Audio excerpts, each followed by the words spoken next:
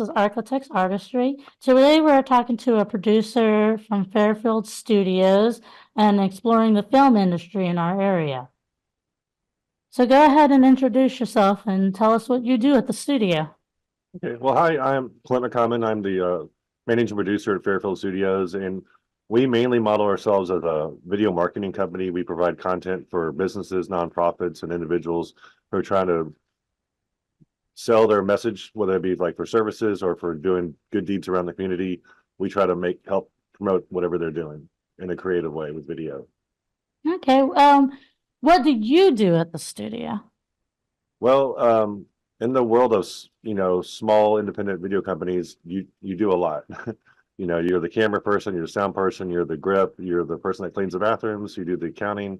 So a little bit of everything, but I mainly say producer because myself and my work partner John Chambers, we do the actual organizations of our productions. We work with the clients, we make the plans, we execute. We may not be doing all the creative work, but we work with a lot of really talented people that in this community that do video and film type of skill sets.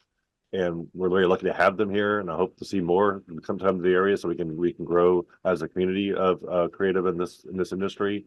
But yeah, we do whatever it takes to make our clients' message be told in the best way possible.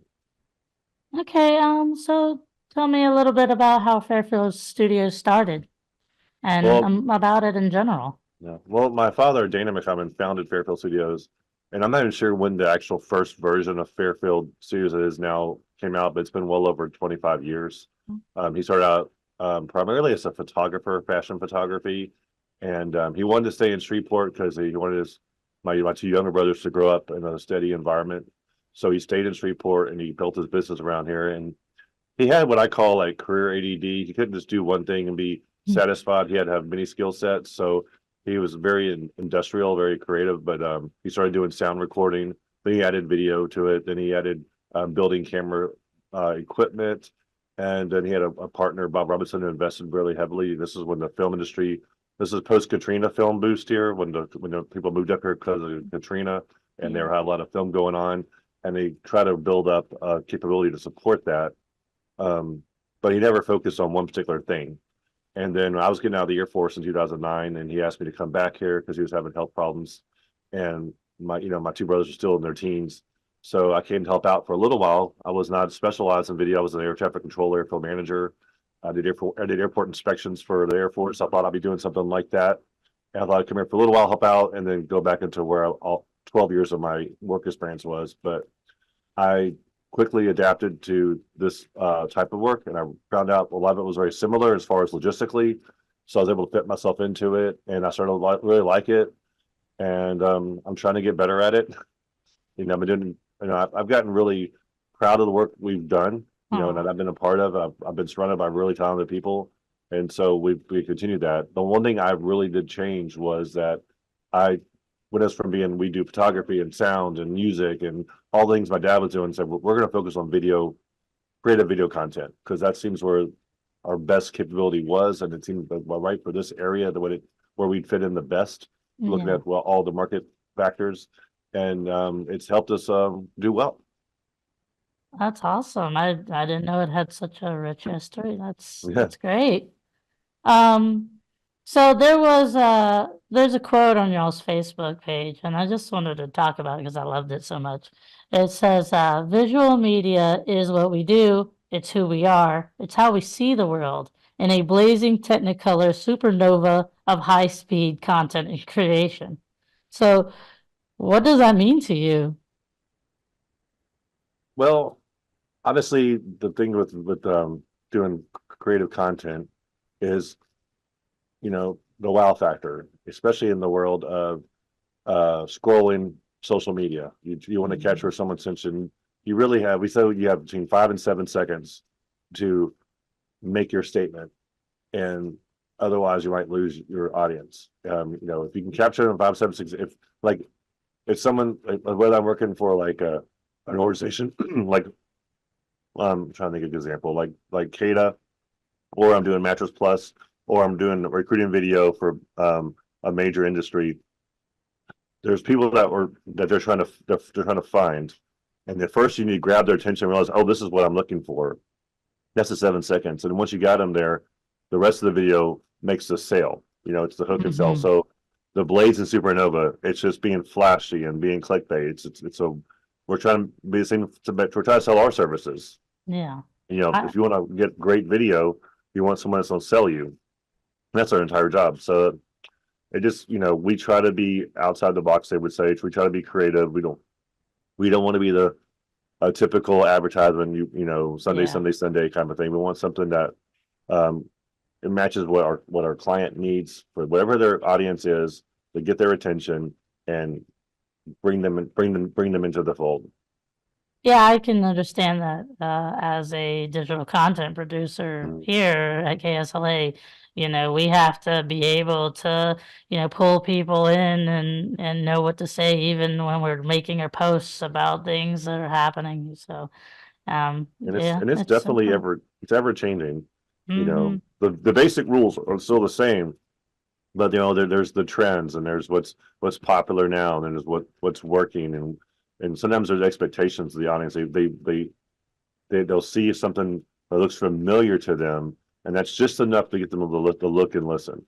Mm-hmm. And then trying to keep up with that is you know ever changing. That's true. That's very true. Um, well, I've already asked you what kind of projects you handle, so I really don't need to ask you that. So, um, is there any projects you want to highlight or talk about, like your favorite ones? Whew. That's really tough. We're like I said, we're a small company, um, but we do a lot of different projects. We're Mhm. working on 7 or 8 projects at any given time, Wow, that's a and lot. I don't want to. It's you know most of our stuff is like designed for web content, whether it be social media or Hmm. websites. Um, man, I don't want to speak of one because then I'll like leave out all the others if that makes any sense. You know, I will say that because of where we are in Shreveport, and there's a lot of music here, great music, Oh yeah. great original music. So we get to do music videos a lot, and Oh. not a lot. We do it enough to keep it interesting. But the amount of music videos is there's no rules. There's no like you have a musical artist who has their own creative content and their own vision. Then we try to help them achieve that vision, and so there's a lot of fun with that. But working with local musicians with original music or even cover music is always like a treat for us.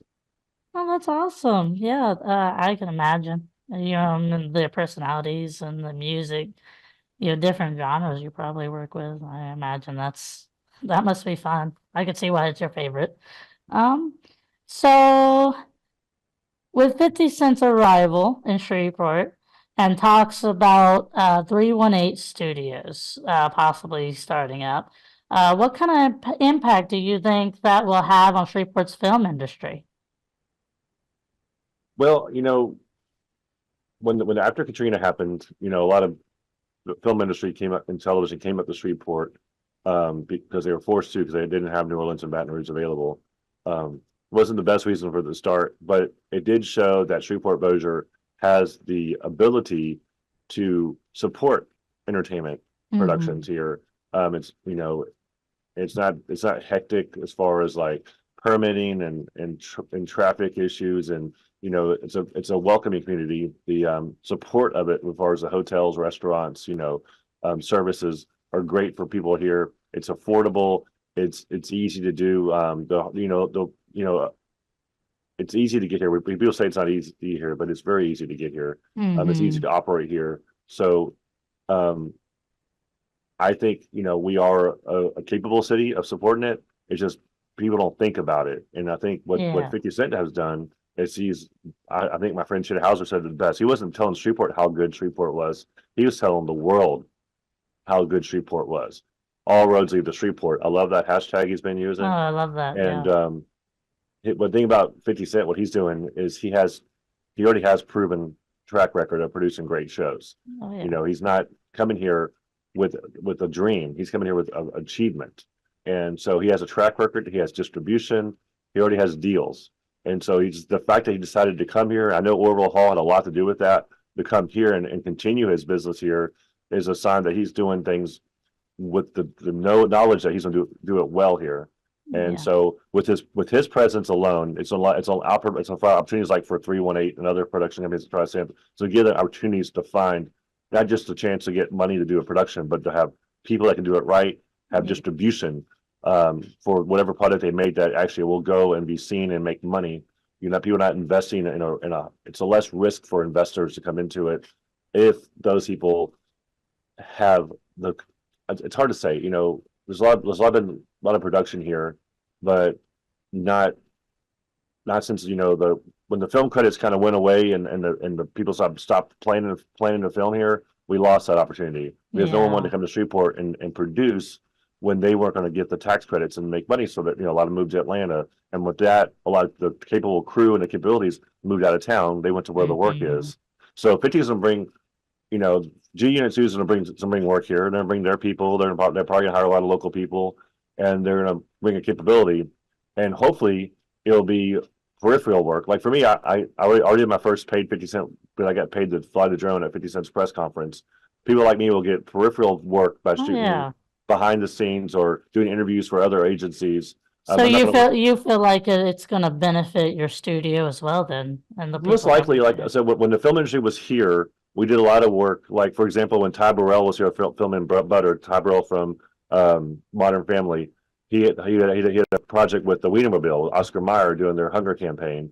And since he was here, the Wienermobile came here. The Wienermobile came here, and we filmed him in it, watching it, doing a comedy thing. We filmed his national broadcast talking about the campaign. So we got hired for that. We weren't hired on his film, but because he was present, we got hired by another marketing agency to do the work, and we spent 4 days with them. That's me. I'm hoping that similar things happen. Whatever talent's in town with 50 Cents Productions, with G Unit Productions, whatever news stories happen, they'll need video production. And there's a lot of people like me here. There's myself. There's Young Pros Entertainment. There's I list so many people, and there's a lot of independents that are working here. And also, if we're really lucky, we'll have a production companies move back here that do renting equipment and cameras and things like that, which make it much more convenient for people like myself who have to go to Dallas, New Orleans to get certain equipment for bigger productions. We'll be right here in town again.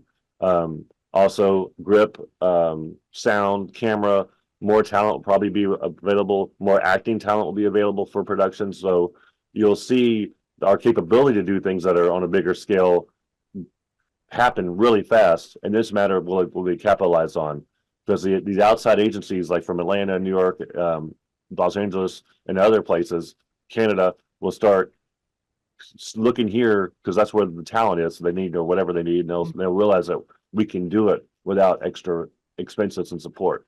If that makes any sense at all. No, it does. It makes complete sense. That's amazing. Thank you so much for, spending your time talking to me about this. It's good to have some insight from others, like professionals in the actual film industry. So thank you so much. This has been a great interview. Thank you. It's been fun talking to you.